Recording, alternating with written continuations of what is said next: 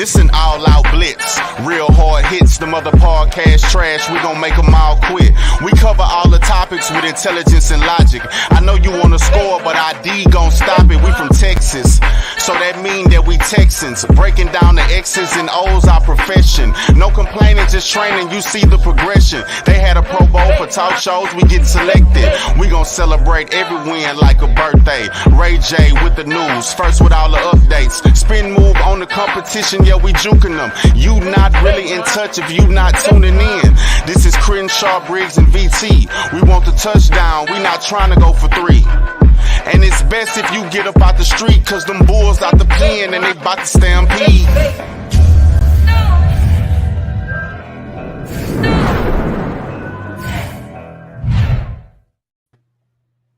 Hey everyone, and welcome back to the Texans Fan Battle Podcast, brought to you by Fan Battle Sports. As always, I got my amazing trio, starting off with my A1 since day one. Just like Drake, we started from the bottom, now we're here. Mr. Crenshaw, what's up, buddy? What he do? And our other ride or die, if you ever cross us, we're going to send our little pit bull, we're going to send him after you. We got Mr. BT. What up? And guys, if you follow anything AFC South, you know you've seen this man's work. He is on the Fox Sports website and also the new Fox Sports apps. So make sure you check that out. We got Mr. Ben Arthur covering all AFC South. How you doing, Ben? Good, guys. Thanks for having me. Appreciate you guys. How's your summer going? Pretty good? It's good. It's crazy how quickly it's kind of passed by. I mean, training camp starting next week. I guess the Jets have already started theirs. But yeah, man, it's kind of crazy how it's all kind of, flashed by. I mean, you have like OTAs and veteran mini camp and stuff like that. And then you have like this several weeks before training camp starts. And then that just like that break in between, like it just kind of, goes by really quickly. So it's kind of crazy that I'm getting ready to cover another season, but here we are. I'm super excited. And so, yeah. Can't get here any faster, I tell you, man. It seems like it's just slowly creeping by, especially for us Texans fans. Well, let's jump into some NFL news.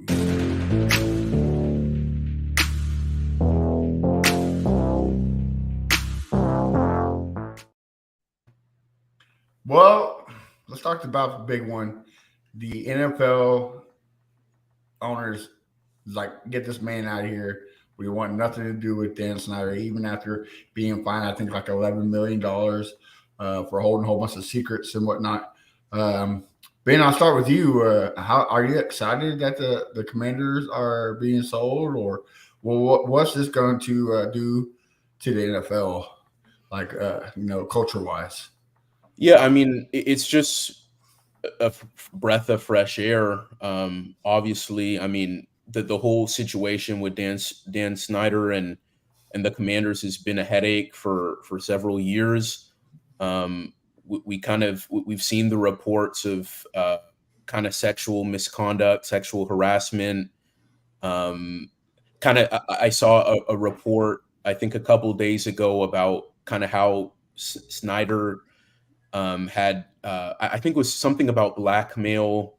It's just kind of a lot going on with that situation. And I know that he had kind of made a lot of enemies with other NFL owners. And so I think everyone in the NFL is just kind of ready to kind of turn the page,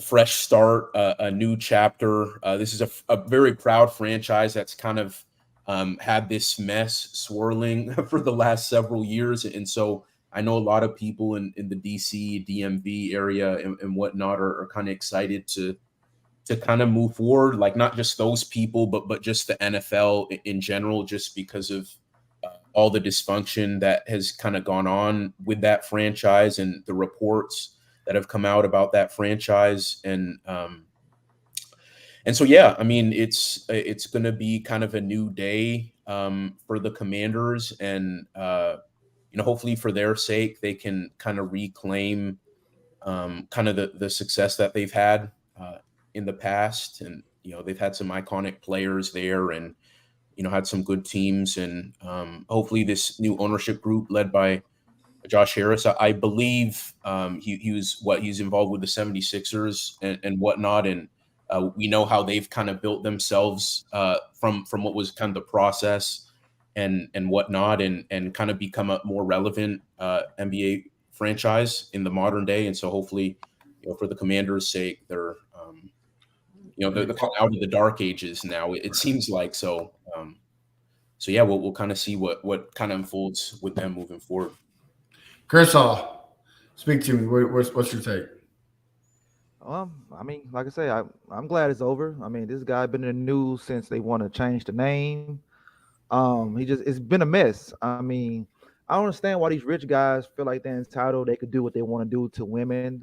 It happened on the plane, right? Is that correct? It was on the plane. That was one of the reports. One of the reports, yeah. I don't understand why they want to be entitled. You want to be freaky? Just have them sign the NDA. Do your thing, man. You got to do it just because I got money and everything. But I'm hoping that this new guy, bring them back, because I like the Redskins, because of Doug, won Super Bowl and everything. So, but that's about it, man. As many of our viewers are watching, they know my dad's passed away Saturday. He's a big Cowboys fan. So that the only bad thing about my dad passing is that I have to now cheer for the Cowboys every now and then. So that hurts me a little bit because I can't stand the Cowboys. BT, what's your take on this? I think it's a blessing that he's out of the NFL. The dude, they actually fined him $60 million because he hid $11 million from the other teams. You could do a lot of things, and NFL owners will stick up for you, but if you take their money, they're coming down for you hard. And they basically slapped them around with the $60 million fine. He was found that he actually hid information from Mary Jo White, which was the investigator that has been investigating these things in the NFL. Yes, he committed sexual assault more than once. He actually took the passport. So he flew cheerleaders down, took their passports away so they couldn't leave when they wanted to. I mean, to me, that's kind of kidnapping. I mean, honestly, you could even make an argument for sexual trafficking at that point. So, I mean, the dude is just gross. Not to mention what he did to all the fans of the Washington Commanders. I mean, the name is horrible. He had the chance to get the Admirals. He could have gotten the Red Hogs. He just had to spend some money. When we're talking like $2 to $5 million, we're not even talking a ton of money here. He could have gotten the Admirals for $2 million, and you got Commanders.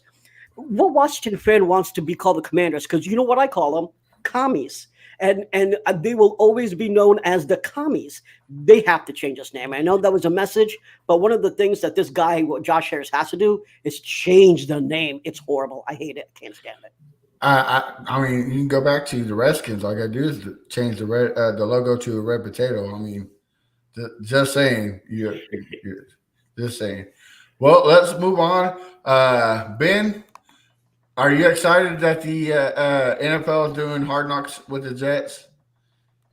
Yeah, I mean, it's gonna. I mean, you had to do it with the Jets, right? I mean, because of everything that's kind of gone on with them, and Aaron Rodgers coming in, and just what that team is in itself, and we know kind of the young talent they have now, like with Sauce Gardner and Garrett Wilson, and they have these kind of big personalities, and with Aaron Rodgers coming into that, I mean, it was a no-brainer. I know the Jets didn't want to do it, and I get it, right? Like, that's kind of a distraction, having cameras everywhere. And so how do you feel that they said that it will not allow NFL films to record the cuts? What's your thoughts on that? I didn't see what particular those limitations were. I didn't see those reports. But yeah, I mean, I just think, I mean, it makes sense for there to be some kind of limitations in terms of what they can see and whatnot, and what kind of viewers are going to see. But it's going to be fun, like from a consumer standpoint, right? From those of us watching, it's going to be entertaining. So I'm looking forward to it. And I guess the last time the Jets had it, 2010, I want to say, is when they last made the playoffs too. So maybe they make the playoffs again. I mean, they should, right? They're supposed to have Super Bowl aspirations. So right. I'm excited to watch it. I mean, really, from my vantage point, it doesn't really matter what the Jets think. I mean, from a viewer's standpoint, I want to see kind of what that internal dynamics, what that's going to look like, and how the team's gelling. Right. So I'm excited to watch. Well, real quick, before I jump to the other two guys, out of the whole AFC South, if they had to pick a team to do Hard Knocks from the AFC South, which one would you choose? Which one would you like to watch? Well, I would say the Jaguars. Okay. Yeah, I mean, they're clearly the best team, but I don't know. I just really like the personalities on that team, and having been around them, interviewing some of the guys, and being around some of the coaches, I just think it would be really entertaining too. And I know that they're a very close team, and obviously having a guy like Trevor Lawrence, who's become what he's become, and kind of seeing how he's kind of seeing the game, and his relationship with Doug Peterson, and Josh Allen, one of their top edge guys. Like, he's one of the best quotes like in the NFL, like in my experience of guys I've talked to one-on-one. Like, he is as open as they come. And so I think he would be great in that setting too. Evan Ingram. I mean, I think it'd be really, really entertaining. I don't know how interesting the Titans would be, just because I know how Mike Vrabel runs the ship, and kind of Patriots-esque type culture. I just don't really see that being all that interesting. The Colts, I mean, you don't really know what you're getting there. I think Anthony Richardson is a really fascinating personality. So, I mean, that could be somewhat interesting. But off top, I mean, I'd have to say Jaguars. I wouldn't do a Hard Knocks off of any of the AFC South teams, but if you're asking me to choose one, the Jaguars would definitely be number one. Yeah, especially with Dewey Winger, the stuff that comes out of his mouth. I mean, that can make a whole episode by itself, right? I mean, it's always the Jags, or just the crazy lines he comes up with. BT, I'll start with you. What do you think about the whole not recording the cuts? I think that the NFL Films and the NFL will probably change the rules later on to require that the team that is doing Hard Knocks has to allow the cameras to be in there. I think it does change it dramatically for the viewer. You get an emotional attachment to some of these players when you watch, and you know it's pulling on heartstrings when you're seeing the before and after and during, the guys working out during camp, and then them sitting there and then being told why they're being cut. Some of them want to call their grandmother, their mother. Some of them, almost sit down and cry. I mean, this is TV that's made for drama. That's the whole reason why fans want to watch it. And if you take a big part of that away, which is a guy essentially losing his big shot, right? This is the biggest shot that you can have, is being in the NFL, and you're witnessing the guy losing that shot. That's as big of a moment as you can get on Hard Knocks, and they're taking that away. I think that's a big mistake. I think that the Jets are going to lead the NFL, or NFL Films particularly, to making new rules, and it's going to make more restrictions on other teams on sometimes there may be valid reasons why maybe a particular player shouldn't be filmed, right? But now I don't think they'll have any judgment. I think they'll change the rules, and it's going to be actually worse. I think the Jets made a big mistake. Chris, what about you, brother? I'm not a Hard Knocks guy. I only watched the first one with the Cowboys, and of course I watched our Hard Knocks, but I'm not really a big Hard Knocks guy, so whatever's getting cut out, I'm not familiar with it. But I feel like the Jets was the right team, because you got Aaron Rodgers over there. I need to see. Maybe I'll look this year to see if Sauce Walker holds in practice like he holds in games and everything. That guy gets away with murder with that stuff right there. But I mean, it's a fascinating team. I like the coach. I like the fans. They're real passionate and everything. So I'll give it a look or two. But like I said, I'm not a Hard Knocks guy. Right. I'm not the quarterbacks guy, but y'all said the show was good. I started watching. I like that show. That's a pretty good show. You need to watch that like ASAP. Yeah, I mean, it's I pretty- watched it. I'm on episode 6. It's pretty good. Oh, okay, good. All right. Well, other news: Vikings rookie Jordan Addison charged for speeding and reckless driving last night.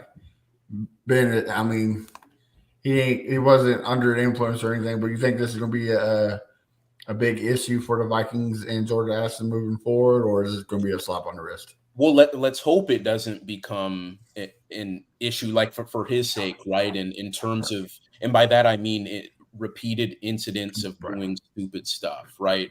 Because if it's just this kind of one thing, obviously a big mistake, but if he kind of gets his head on straight moving forward, I mean that's fine. But yeah, I mean it's kind of bonehead thing. I mean we've seen the reports that have come out about Georgia players. In terms of speeding, we know the unfortunate situation that happened with Henry Ruggs a couple years ago in Vegas, killing the young woman and her dog. And so we see so many examples of this kind of turning out badly. And for a guy who just got into the league, hasn't even gotten into his first training camp practice yet, and to have a situation like that is really unfortunate. But like I said, like, let's just hope that it's not kind of a pattern and it's just kind of a one-off mistake for his sake and for the Vikings' sake, because he is a talent. I think him and Justin Jefferson together could be a really cool tandem in Minnesota for that community to rally around. So that's what I have to say on that. All right. BT? I think this is not just a small thing, because the dude was doing 140 miles an hour. This is not some dude that just was speeding, 75 miles an hour in a 55, which is normal. 140 miles an hour. I mean, even if you see anything, you can't do anything. I mean, this is just because he wasn't drinking doesn't mean it's not serious. Landry Locker was saying that he should get suspended, and I completely 100% agree. This is reckless driving. This is a guy that needs to be taught a lesson before he does something worse, because this is definitely the start of a career where he's like, oh, nothing's going to happen to me. I'm an NFL player. All I got was a fine. I make enough money. Who cares? No, he needs to actually pay the price. And for them, it's not, and for players, it's not just hitting their wallet, which is, being suspended. So you're losing the salary for those games, but it's also the fact that you're not on the field and you can't show what you can do. So you potentially could lose your job, meaning that you could be benched. And I think that needs to be a bigger deal. Going 140 miles an hour in a Lambo just because you bought a Lambo is fucking stupid. Like, this cannot happen. I think people are glossing over it. All right. Crenshaw, what do you think? Well, see, that's what happened when you get money. You do stupid shit, and like Ben said, you just saw what happened to Henry Ruggs. So why would you go out and do the same shit? I think he should be suspended, and I think they should suspend his license as well. He don't need to be out there fucking driving. I don't think I ever drove 140 in my fucking life. So why the fuck you driving 140 in a 55, man? I'm lucky that he didn't hurt himself or somebody else. But I hope Minnesota really, really, make an example out of him, man. And I hope and JJ talk to him too. Like, hey, man, bro, chill out, bro. Like we don't need that, man. We don't need that, man. We don't need that type of distraction. Training camp starting. So instead of talking about practice, they're gonna talk about this fucking guy next week. So hopefully he learns from it. And that's all I gotta say. All right. Well, moving on to another thing. Hendon Hooker placed on NFI. I know a lot of Titans fans want him, of course, because he is the Tennessee Volunteer standout. Ben, you think he makes the season before the season start, or it really doesn't matter because it's I can't even think his name. Jared Goff. There you go. Jared Goff's job to lose. What do you think? I mean, it is. I mean, it's still Jared Goff's team, and Hendon Hooker was drafted in the third round, and everyone kind of knew that this rookie season would be somewhat of a red shirt type of year just because of the injury he's coming off of. So I don't think there's really at this point any sort of serious threat to Goff's security as the starter, and he played really well last year. I don't think enough people really talk about how much he was balling last season. I mean, top 8 easily, right? I mean, like with the season he had, and the Lions kind of becoming a darling of the league, he was a big reason for that. So I'm a big, Hendon Hooker guy. I actually got to talk with him at his pro day, and has a good head on his shoulders, and I think he could be a really good pro, but it's gonna take some time, and it's not. I'm not really looking to see anything from him until like year 2, year 3, and we'll kind of see how the Lions QB situation evolves moving forward. But yeah, Goff is the guy for now, and Hendon Hooker, like right now, it's just about getting healthy, getting that knee right. So yeah. All right, BT, I'll sit back with you. What do you think? I think we all knew that this was going to happen. It'll be curious to see if he actually will be able to play in preseason or not. So that's really what I think people are going to be looking for. I don't think he's going to be playing in the regular season unless Goff gets hurt anyway. Mm-hmm. So I think it is also interesting because some Texans fans were actually thinking that we should have drafted Hendon Hooker and not taken any of the first-round quarterbacks. And I wonder what they're thinking now, knowing that he's on NFI. So it's non-football injury. If the question is, what does NFI stand for, if I remember correctly? Non-football injury, IR. So basically, he had an ACL from college, and that's why he's on it. And it didn't come from, like, say, practice. But I think he's a talented guy. I think the biggest issue with him that I had was not the fact of his age, although that was an issue. My issue with him was the scheme. That's why I didn't like him, and that's why I think it's actually good that he sits for a year, regardless of whether it's injury or not. He was in a simplified system where it was a high-low system, so he never went through 3-4 reads. He went through 2 reads, and that was it. You can't do that in the NFL forever. You will have to go through certain reads. You won't have the type of scheme and the type of system that he had. So this is actually a good thing for him anyway. He needs to sit, learn, and actually understand how the NFL works. Right, Crenshaw. Yeah, Allen Hendon Hooker. I like the guy. He was a good quarterback. I mean, I think if he wasn't hurt, he would be pushing Goff for that starting spot. But overall, Goff will still win it. But it's good for him to sit, watch, and like Ben said, I think a couple years down the line that'd be his team. And I just like the guy, his whole demeanor, man. He's a Christian guy. I think him and his brother, didn't they do like a book? They had like a book or something together, him and his brother. They do a lot of Christian stuff. So I like that aspect about him. So I guess go Vols. And I just wanted to kind of add something off of what VT was saying about the offense he was in, and that is very true. Those are very legitimate concerns, and he does kind of need to learn NFL schemes. But we have to remember at Virginia Tech, he did play in in a scheme that resembled more of a pro style, and then also he had a lot of responsibility at the line of scrimmage at UT. Like Josh Heupel put a lot on his plate, so even though he may have had kind of simplified reads, wasn't doing the full field reads, like he did have a lot on his plate, what you would expect for NFL quarterbacks to have, and he does have experience playing in different schemes. So yeah, just wanted to kind of add that point. Fair enough. Yeah, all right. Well, real quick before we jump in Ruiz while we're here, Ben, we had a podcast yesterday. We already discussed it, so everybody knows our views. But what is your views on DeAndre Hopkins signing a 2-year deal with the Titans? Yeah, I think it's huge for the Titans. I think it's really a needle mover for Tennessee in that I think they become a legitimate threat to Jacksonville in the division. I think the Jaguars are still the top team, but I think D-Hop elevates the Titans enough, makes their offense competent enough that the Titans as a whole are kind of more of a threat to Jacksonville. The wide receiver room was kind of a topic of discussion this whole offseason for those in the Titans community. And I know in terms of the Texans community, there's kind of been talk about that wide receiver room maybe not being as good too. But with the Titans, it was really Traylon Burks, who only played 10, 11 games. And then kind of everyone else, a lot of unproven talent, a lot of undrafted talent, a lot of guys who haven't really done anything and they didn't draft a receiver until the 7th round. So there were a lot of people upset about that.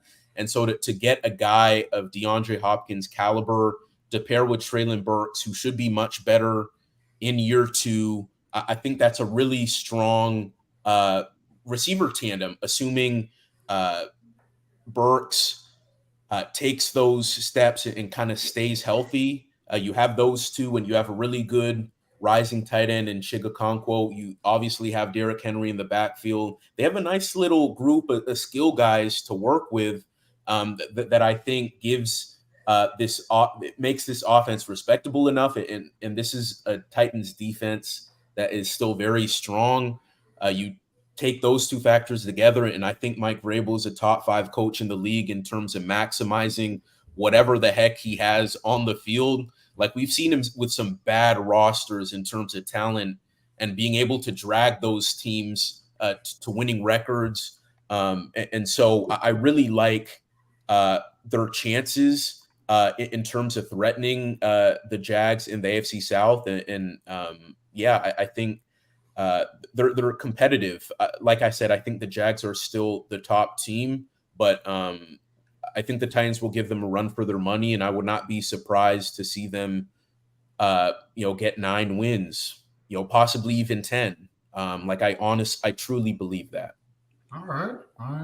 Well, guys, let's jump into why we are here. You ride with me, you can slide with me if you feel like 550 on the 5 stick, you can get high with me, that's a deal, right? Ride with me if you're right. Well, Ben, last night we talked to trainer Alexander Weber, and he said that Jacoby Francis is the one who impressed him much. We've been hearing his name all offseason. Is this guy, is he on your radar for impressing you? If not, who's one guy that has impressed you so far this offseason? Yeah, well, first of all, I will say, I didn't get to hit the Texans during the offseason workout, so I'm not going to get to see them until training camp. So I didn't see what Jacoby Francis was able to do, and I'm sure he's going to have a really good chance this year in terms of offering depth in the secondary. But I'm really high on Tank Dell, honestly, and I know he's a guy that people talk about a lot, but you look at this wide receiver room, and kind of like what I was saying earlier in terms of the D-Hop talk, the Texans also have a wide receiver room that you don't really look at it as a threat, right? Like, you don't really know what you have left in Robert Woods. John Mechie is coming off of a year he had leukemia, and so you're not really sure what you're going to get from him. And so whatever Tank Dell can give the Texans is going to be huge. And we know he's a shifty guy in terms of getting in and out of breaks. He's definitely smaller, but I really like his ability to get open and create separation. And I think he's going to be a favorite target for CJ Stroud and whatnot. So I'm really looking forward to seeing what he has to do. And the opportunity is going to be there, like I said, just because of the state of that receiver room. So, I was a big fan of Tank Dell in the pre-draft process, and seeing him go to Houston, a place he played in college, is cool to see as well. So I would say Tank Dell is probably number 1 on my list in terms of guys I really want to see. Well, hopefully he can be like Hakeem was to the Rockets and just be amazing from Houston to Houston. BT, what's your thoughts? So I just want to, first, for anyone who didn't watch the show yesterday, Alexander Weber is Laramie Tunsil's brother, but he's also a certified professional trainer and a nutritionist, and he works with many Texans players, including Christian Harris, obviously Laramie Tunsil, so many players. And one of the players that he was talking about was Jacoby Francis. Jacoby Francis was an undrafted free agent. He's 5'11", 193 pounds. He was signed from the University of Memphis in 2022. So those are like the quick facts about him. Now, we have heard reports about him that he's made plays. In the beginning of camp, Steven Nelson was not showing up. There right now, in case people are unaware, Steven Nelson recently changed his management to David Mulligetta, and he's been trying to get a new contract. And he's been tweeting all sorts of weird stuff that I'm not going to get into right now 4 weeks, and there is some sort of question whether or not he's going to report to camp. And the reason why Jacoby Francis is an important name to remember is that if Steven Nelson does not find himself on this roster, meaning that we trade him or we release him because of his attitude or because he requested or whatever reason, that Jacoby Francis may have that opportunity to prove himself very, very quickly. Last year, he played in several games, but he only played on special teams, and we only had like one tackle. So he really didn't do anything last year for the Texans.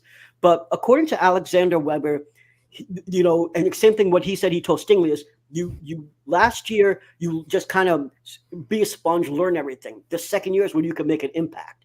And so if Steven Nelson is not in the squad, we could see Jacoby Francis out there as an outside corner. So it's just a name to remember. I do think that he's going to compete with Shaquille Griffin and others. I think, if Steven Nelson goes, even though Desmond King works better on the inside, they could, put Desmond King there. So I think that it's just a name that if Steven Nelson's gone, and if you're worried about who's going to replace him, Jacoby Francis very well may be that guy, and he's young. So it's not like even if Steven Nelson stays here, he's gone after this year. So Jacoby Francis, he's young, he's going to be here, and if he's good, he'll be here for a while. So BT made a good point, Crenshaw, if Nelson's gone, but Stingley so far in his NFL career and his college career, he does have the injury bug, so we could see him taking over for Stingley. Crenshaw, what's your thoughts? We know you hate Stingley, so I mean, No. Before I say that, I'm gonna ask Ben a question. So, if the Texans would have signed D-Hop, how would you view this team and this wide receiver group? If the Texans signed D-Hop, yes. That's interesting because they have Robert Woods too, and then you have two kind of receiver. Robert Woods is like 30. You have two 30-year-olds, yeah. Yeah, 2 30-year-old receivers who are supposed to be your top guys. I wouldn't view it, honestly, as optimistically as I look at the Titans. He would certainly make them a lot better, and the return to Houston, that would be great and all. But, it would be much better. D-Hop, I think, still has a lot left in the tank, and we talked about Tank Dell and whatnot. But I think just in terms of where the Titans are at and what they needed, he moves the needle enough for them to compete with Jacksonville. Like with the Texans, like they're I don't know what you guys think, but like from my vantage point, like they're not going to compete for the division this year. Maybe 2024. Like they have a lot of good young talent. But I just don't see it in this upcoming season. And so that's why I think it made more sense for him to go to kind of Tennessee than to come back to Houston because of how he moves the needle. And Tennessee is now in a position where they're competitive for a playoff spot. And if D-Hop went back to Houston, I still wouldn't say that they're a playoff team. And so that's kind of how I would answer that question. Okay. Let me just say, because I mean, most people know how I feel about this, but I had to rebut this. So I actually do not find Tennessee to be that great right now. I think their line is terrible. And so when, yes, D-Hop went to Tennessee, but that line didn't get any better. And they lost their right tackle, who was really the only decent piece on that line.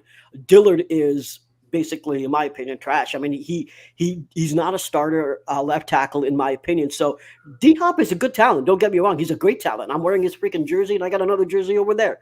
Love D-Hop. But I don't think that line is going to allow him to get anything. I mean, the line was terrible last year, and it didn't get better this year. I think if D-Hop came to Houston, I'm not saying that we would be a playoff team, but I think our line would be better. I mean, we surely invested a hell of a lot in our line. $66 million more than any other NFL team. So we should have a top 10 line.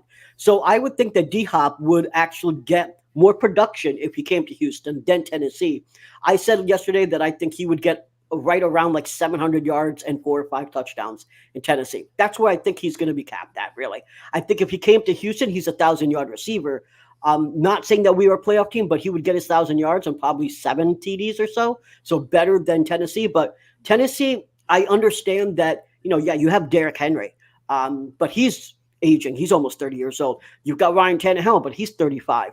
You got a line that destroyed Ryan Tannehill last year, and you got a line that helped lead to the most fumbles from a running back in the league with Derrick Henry. So I'm not that high on the Titans, but I do think if Hopkins came to Houston, we would have been a better team.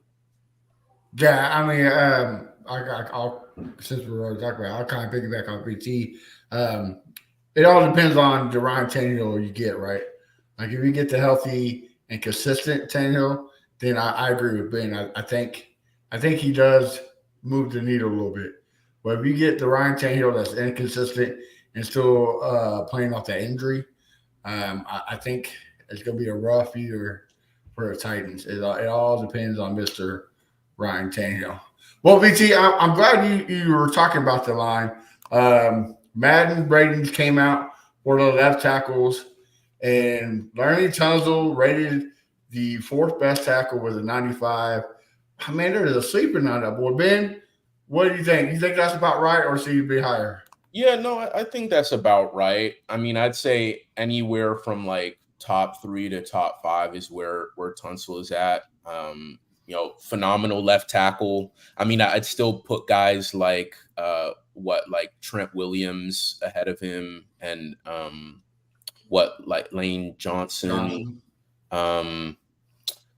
Those are probably the 2 guys I would definitively put ahead of him. I'm trying to think of who else. Who is the 3rd guy rated ahead of him? I think Nick Martin. Yeah, Nick Martin. Okay. Yeah, I think for me, I mean, at least Lane and Trent would I'd probably put above Laramie Tunsil, but that's about right. I mean, regardless, he's elite, right? He's well deserving of that bag he got this offseason to make him the highest paid O-lineman ever. He's going to be great for CJ Stroud, like to have a left tackle as a rookie, like right. That's what you need, right? Yeah. But I'd say that's about right. And he also, I don't know if you saw this, but Tunsil also went on Adam Schefter's podcast and he said, "Don't sleep on us, man. We got some talent on the team." What do you think? Do you think people are sleeping on us, or it's about right? Yeah, no, I do, and I think I kind of touched on it a little bit, but right. Houston does have a lot of young talent, and I actually just did like a story ranking like the AFC South teams by position group, and the Jags obviously had the most kind of wins per position, but I think the Texans may have been second or tied with the Titans. I mean, because their secondary, I think, could be elite. Like, could probably be the best in the division, right? Oh, yeah. Yeah, I think, I mean, if Stingley can stay on the field and he kind of makes those steps, and like VT was saying earlier, Steven Nelson's situation is kind of fluid, but yeah, that could be such a good unit. Jalen Petrie, I think, is an all-pro talent. Getting Jimmy Ward from San Francisco, coming with D'Amico Ryans from the Bay to Houston is huge. When you look at the advanced numbers, like the the passer rating allowed when targeted, and they're really high up there. And I think they allowed. They're like in the top 5 in like passing touchdowns allowed. Like you look at those numbers, like they're up there. And I think if Stingley takes that step and is healthy, like this is already the best secondary in my opinion in the division. But if Stingley is healthy, I think really the sky's the limit. All right, Crenshaw, what do you think about everything Tunsil's? Well, first, they are the best secondary in this division because of Steven Nelson. Oh, come on. What the F? Man, Steven Nelson is good, man. He just want to get paid, man. Pay the man, man. Pay the man. Mid. No, he's good, man. But no, I think Tonsils are well deserved. They do sleep on him. I mean, the guy should have been an All-Pro last year. wasn't an All-Pro. I'm glad he's still here. I'm glad that there's no holdouts because I need somebody to protect my quarterback and everything. Like BT said, we spent a lot of money on the offensive line. We better be fuck a top 10. We need to be top 8 at least, man, because that's the way this team is going to roll. If the line's good, CJ is going to be good. The running back's going to be good. The offense is going to flow. Give him time to find his reads because he's going to need time since our wide receivers are mid, as you say, VT. But I just hope Tunsil get his due. I hope he get his due. I hope he get his All Pro. And, put us on the map, man. The last 3 years, man, it's like Houston. That's in Texas. I'm tired of hearing that shit right there, man. All right, VT. So I think that last year he was snubbed. I think he had an all-pro year last year, and the only reason, honestly, is because he's playing for the Texans. I said similar things about Jalen Petrie. Petrie and Tunsil were the 2 best players on this team. I love Dameon Pierce, don't get me wrong, but he didn't have a 1,500-yard season or something, so he's not going to be at that level yet. But Petrie and Tunsil, stars all the freaking way. I just want to know what you have to do necessarily to get like an 88, 98, because he gave up 1 sack, not a lot of pressures. He had some false starts, but he was playing with the worst center in football. So I guess they're not his. It's even though it's not his fault, it gets attributed to him. But I mean, I don't understand why he wouldn't be a 99 this year. We got Juice Scruggs. He should be much better than Scott Quisenberry. He better be. And hopefully Kenyon Green is healthy. And so you're right, Crenshaw. Like, we should be not just top 10, we should be better. We're definitely spending the money for it. And we're probably going to extend Tytus Howard. So that's coming up soon. So, yeah, our line should be at least a top 10. And Tunsil, come on, man. I hope you have a great year and you get an All-Pro and you get Madden 99 next year. We'll pop them bottles. All right. Ben, training camp starts next week. 3 things you want to see for the Texans. What are they, sir? You're on the clock. 3 things I want to see from the Texans. Yeah, we don't care about the Titans. Sorry. How dare you confuse us? That's habit, man. That's habit.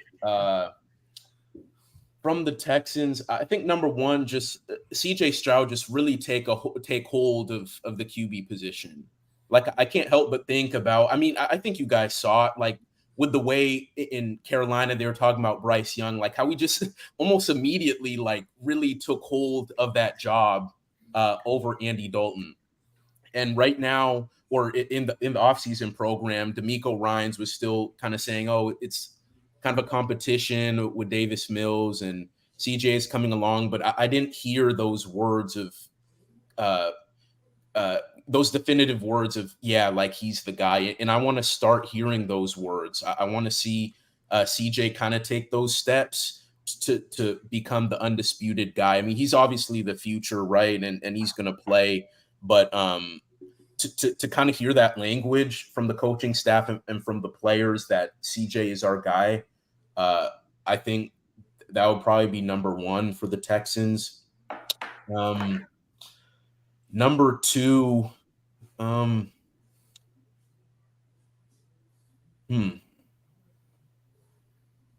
caught you off guard, didn't we?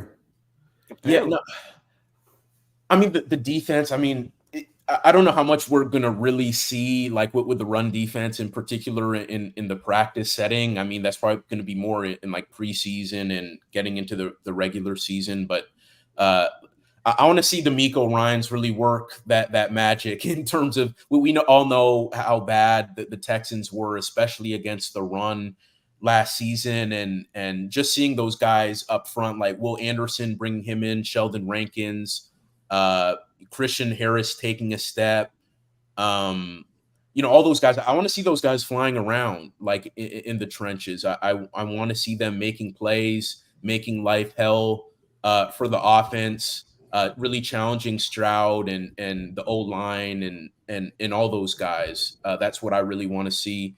And that's partly why D'Amico Ryans is here, because of his resume with the 49ers and what he did. And so I would say that's number 2, just in terms of the run defense and seeing those front 7 guys take a step. And I think I think number 3, I think VT, Crenshaw, you guys kind of touched on it, but the O-line. And again, this is probably a thing where we won't really see anything till the preseason and into the regular season, but they're dedicating a lot of money, a lot of cash, a lot of cap space for this O-line to be good, for Dameon Pierce, for CJ Stroud, for the offense to get into its plays. For the future, right. Yeah, for Stroud to have time. It's going to help his development. It's going to help Pierce, who's supposed to take pressure off of CJ if he has those holes with the line blocking well up front. I need to see those guys, play to the money, because this was the part of the Colts' downfall last season. They had the highest paid offensive line in terms of cash and cap space, cap dollars, and they allowed 60 sacks, second most in the league. Matt Ryan looked lost, like he didn't have any time for anything. We all know how they kind of imploded. The O-line is kind of key to everything, and we have another case here with the Texans, another team in the division, have committed a lot of money up front, and with a young quarterback coming in, the number 2 overall pick, the guy who you need to be your franchise guy, he needs to have time to kind of get into plays and to make his reads, and for Dameon Pierce to be able to help him in terms of taking pressure off him. So the O-line, I would say, is number 3. Okay. All right. Okay. Well, before I shoot you the Crenshaw and BT, I'll do mine real quick. I would agree with Ben. Has to be number 1. CJ Stroud, right? He's number 1. Like, that's everybody. You gotta make sure he's the guy. Number 2, I want to see who's going to stand out to be the number 1 guy in receiver. Either that's Robert Woods, Nico Collins, maybe a Tank Dell or Mechie. Any one of those guys need to come out and take that position. And second off, the defensive line, that front 7 was just god awful. Hopefully they turn around. Benny kind of talked about the run tackling. We got to definitely improve that. So those are my top 3. Crenshaw, bust out those flaming hot Cheetos. What's yours, bro? Well, of course, number 1 is CJ. I got it because I don't want to see the other 2 guys. I don't care about the other 2 guys. CJ. And then offensive line, mainly the Juice Man and Kenyon fucking Green. Those are the 2 guys I mainly want to see. And number 3, I'm gonna go with a coach. I need to see our defensive coordinator. I need to see is he calling plays, what he's doing with those guys, because what he does to that defensive line is going to help out the whole damn team. If we could go from the worst rush defense to the middle of the pack, that's right there. Win us 2 or 3 more games right there. So those are my top 3 right there, and I'm going to keep a real good eye on that right there. Hey, if not, win us a couple games, keep us in games, right? That's what we need. I mean, shit, we was in the games. We were in those games, yeah. We just the offense was just shitty, Yeah. 15 points a game. So that's why we need that O-line. All right, BT. So what I want to see, and first of all, I'm not even going to talk about CJ Stroud because I think it's a foregone conclusion that he is going to be QB1 when we go against Baltimore.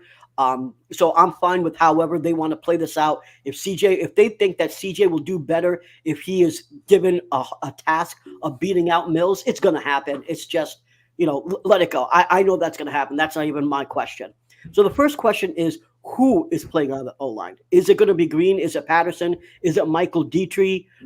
Who is going to be at guard at that position? At the center position, it's got to be Scruggs. But I want to know who is taking snaps more often, because Quesenberry was out there taking snaps with the ones.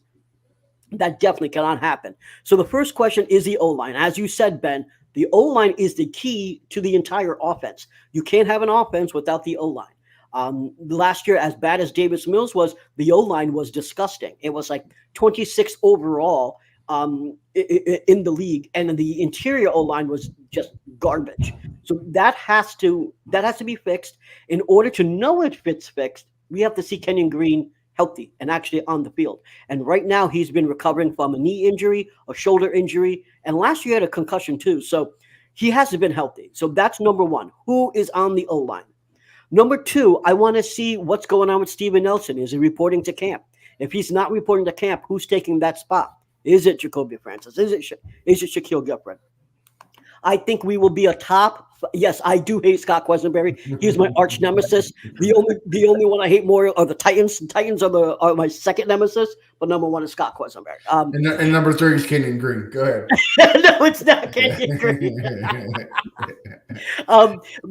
So I think we have a top 5 secondary in the league, not just great in the division. I think that's the type of talent that we have with Stingley, Petrie, and yeah, if Nelson wants to stay, if he doesn't, get him the hell out and have Jacoby there or put King on the outside. But I want to know who's going to be here. That's critical. And then what I want to know on defense is who's at the mic. Is it Kirko? Because I don't want to see Christian Kurski there. Is it going to be Henry To'oTo'o? Is it going to be Denzel Perryman? Who is at the mic is going to be very, very important to me. Because if Kurski's out there, well, there goes any coverage. We're just basically not going to have any great defense if Kirko's out there. So my real thing is who is playing at those positions, because we'll find out how they play in preseason and so forth. But I want to know who is actually playing at those positions. All right, Ben, before I sign this off. So if it is Kirko, you're not going to kill yourself, right? No, but I'm going to slap some dudes at NRG. I'll tell you that. Just make it show. Nick Casaro's going to get a little bit of spanking. Pause. Big pause. Ben, before we sign off, is there any rebuttals or comments to me, VTs, and Crenshaw's 3 things we need to see? No, I think between the 4 of us, we kind of hit everything of what's important. CJ, the O-line, like Kenyon Green. Kenyon Green is a big part of this, right? First round pick last year, had a bad year. Got injured in training camp, or it wasn't really fully. He missed a lot of time, a valuable time for reps, and then this year has missed the entire offseason program. And so him taking a step is going to be really important for the O-line, because I mean, you're set at left tackle with Tunsil. Juice Scruggs, as you guys have said, should be the center as a 2nd round pick. Tytus Howard is a good right tackle. Shaq Mason, I think, really improves their run game in particular. And he doesn't have a defensive coordinator calling plays, so that should help him. Yeah. So I think Kenyon Green is the X factor on the O-line. I mean, I think, I'll kind of leave it at that. But yeah, I think we kind of hit everything. All right. Well, in the wise words of my boy Crenshaw, this is the worst part because it's the end. Ben, we know we can find you on foxsports.com and the new Fox Sports app. Tell us where we can find you on social media and all the great things you have coming so we can keep an eye out. Yeah. First of all, thank you guys for having me. You can find me on Twitter at Ben Y. Arthur, like just one word. And same handle on Instagram as well. And on Threads too. I mean, I guess that's something we're doing now. So I'm on Thread, same handle, Ben Y. Arthur, one word. And yeah. All right. Well, yeah, we appreciate you coming on, Ben. It's always an honor. We need to get you on here during the season so we can backtrack and see the progress of these guys. BT, tell us where we can find you. You can find me at Brown Chubby Bear on Twitter. I'm also on Threads. So, yes, that is a thing that we're doing. Hopefully, Threads actually takes off. It's been kind of weak the last couple of days, but that's another story. So, yeah, you can find me at Brown Chubby Bear. I'm on Twitter Spaces a lot. There's bits of dead time, but I'm back on Spaces, so come join me. We love arguing. And I love to argue with you. You can find my articles at Fan Battle Sports, and you can find the audio podcast on every single channel. If you're only watching us on Facebook or Twitter or YouTube, you're missing the podcast that I do with Leo, which is Texans Fan Battle After Hours. And this last episode, we talked about running backs. We talked about DeAndre Hopkins. And it's basically 2 guys with very different views that just ramble on for an hour straight. But it's a pretty decent listen. So check it out.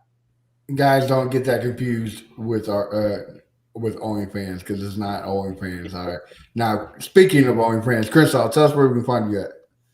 Yeah, you can find me at Fifth Ward Crenshaw. I'm not on Threads, but like I told Ben earlier, I love his Threads. The boy got the Crenshaw shirt. Show the viewers, please. Show the viewers. Represent. I love it. All right, guys. You can find me at A1 Day One Texans, and you find this podcast, like BT said, on every major platform and every social media link, Threads, everywhere, all except OnlyFans. You cannot find us on OnlyFans.